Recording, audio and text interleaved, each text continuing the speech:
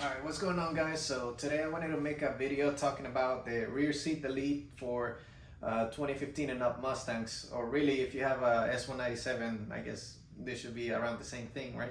But anyway, I've actually had this rear seat delete with me for a little while, and I actually had it on the car before. I went ahead and took it off because of the drone. And the reason why I had drone was because I had a aftermarket exhaust MBRP of a 2018 Mustang GT on the car, and whenever I went ahead and put the shift deck cat deletes on it, it got really loud, and honestly the drone was so bad. So I had to, I went ahead and put my rear seats back on, that way it could help with the drone while driving it. Well, now that I have the stock exhaust back on the car, and I have the active exhaust now, or I can go ahead and deal with that. And even though it's loud, it doesn't have any drone, so I can go ahead and drive it, just flip the switch and it's back to quiet mode. So I wanted to go ahead and install it. We're gonna go for a little drive. I'm gonna show you how to install it right now.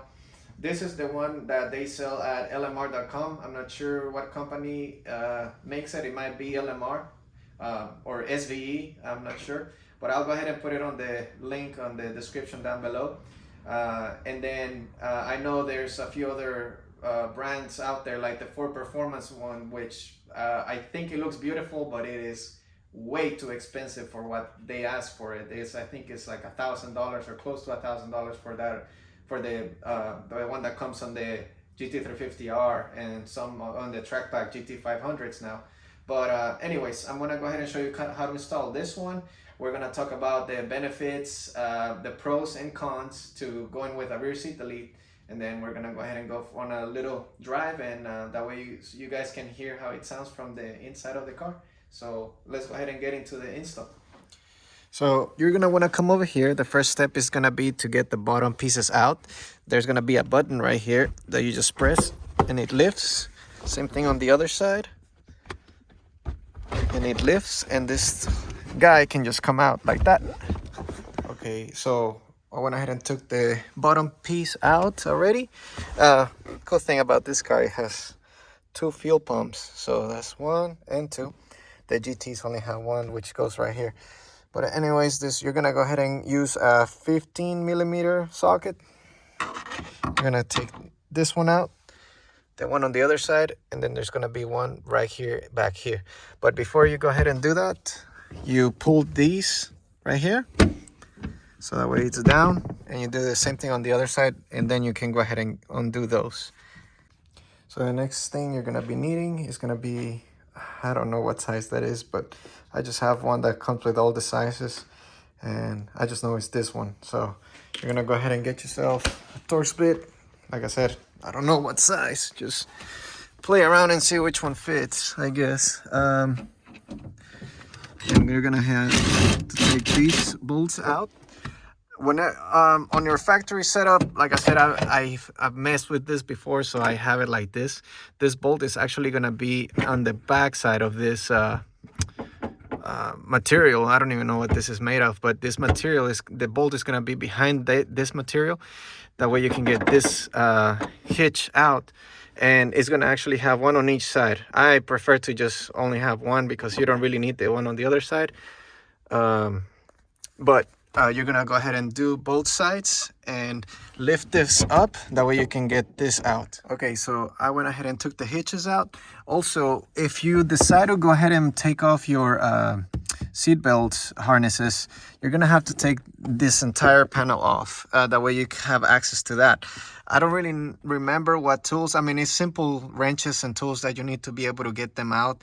I will say this though, once you have those out and they contract, you won't be able to reuse them, or you have to ship them somewhere that can reopen them again for you. Just something to keep in mind if you do decide to take those out. I will say that those harnesses were actually heavy, so I mean, to a substantial amount. They were maybe another 10 to 15 pounds for both sides.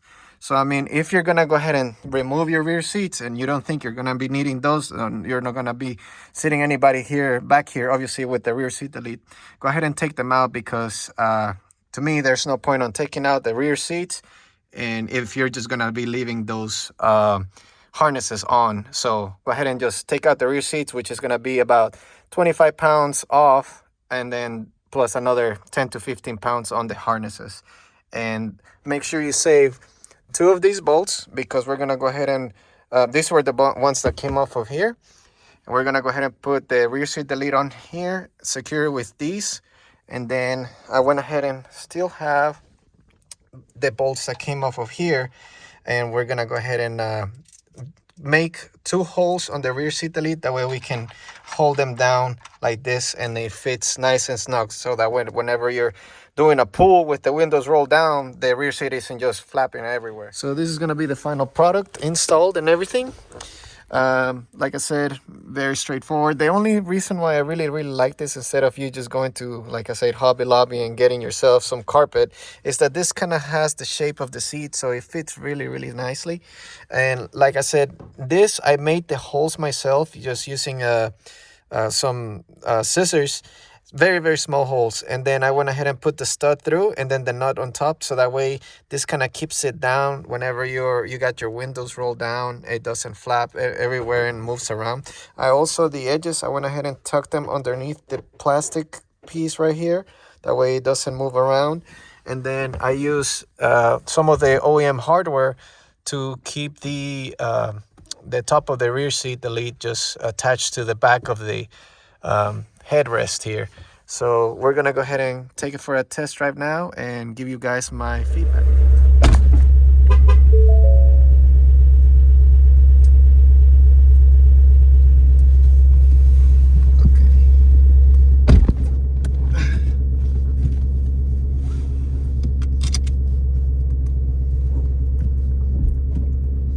Alrighty, so I'm just letting the car warm up just a little bit on quiet mode or normal mode.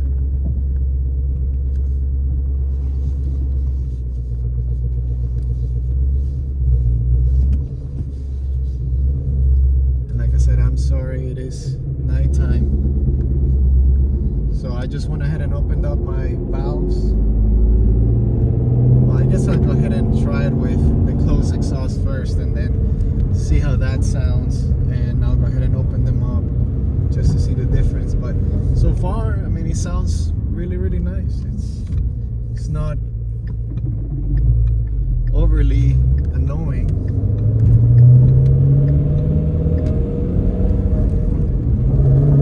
Alrighty, so that's normal mode. Go ahead and open them up.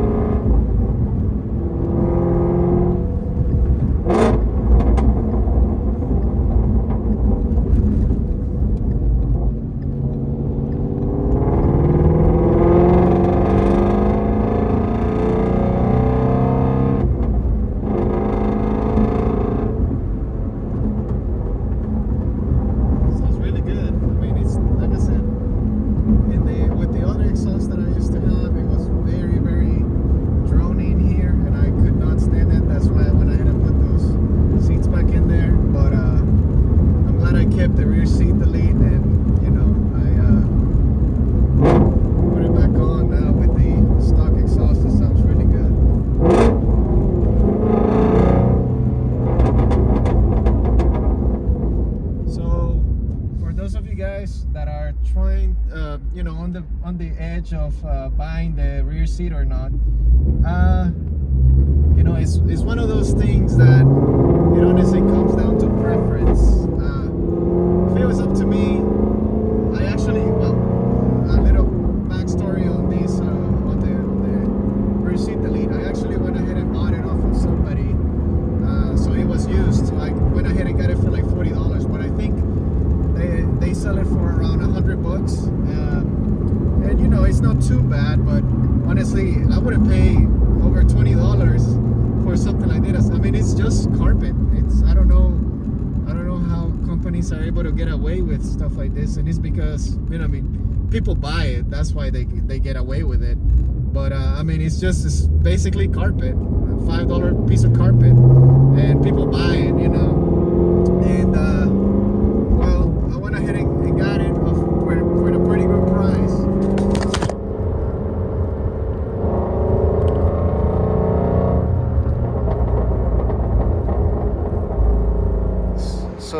guys, it's been a few days now that I've been driving around with the rear seat delete, so I just wanted to give you my final conclusion on it. Basically, you know, if you're gonna get yourself a rear seat delete for your S550 Mustang, just make sure that you don't have like a super loud exhaust or maybe even some dumps, unless you actually don't even really care about that. You know, I do. I like to keep my car driving and sounding nice inside the cabin, because to be honest, it is one of the biggest things when it comes to enjoying the car. It's just the drivability of it. So, you know, I've been having it on for a few days now and I can't complain. It's really, really nice. I shaved some weight while doing it. Like I said, I'm gonna go ahead and put the link in the description where you can go ahead and pick this exact one up. I believe LMR is selling it now for close to $200, which I think it's steep, you know, for what it is. But it is on the low side when it comes to pricing on these rear seat deletes. And so unfortunately, like I said, the Ford Performance one is gonna be, you know, close to $1,000. But you know, it is a nice piece. Of course, it's very, very well made, made by Ford. But at the same time, I don't think it's worth the $1,000 that they're asking for it. But there you guys have just a simple video on how to install it. And in my opinion, I give it a thumbs up because it is worth it to me. I think when it comes to a performance vehicle like this one, that they cram some rear seats. I just wish that for the Shelby, you know, you're paying a premium for the engine, the transmission. Why not make it lighter? I mean, Ford, come on. You're putting out a performance car, high end.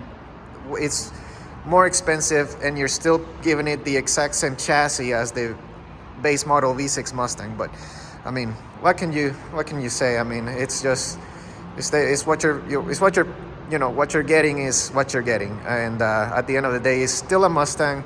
I like to enjoy the car. I like to drive the car. I don't care about putting miles on it as much now as I did before when I first got the car.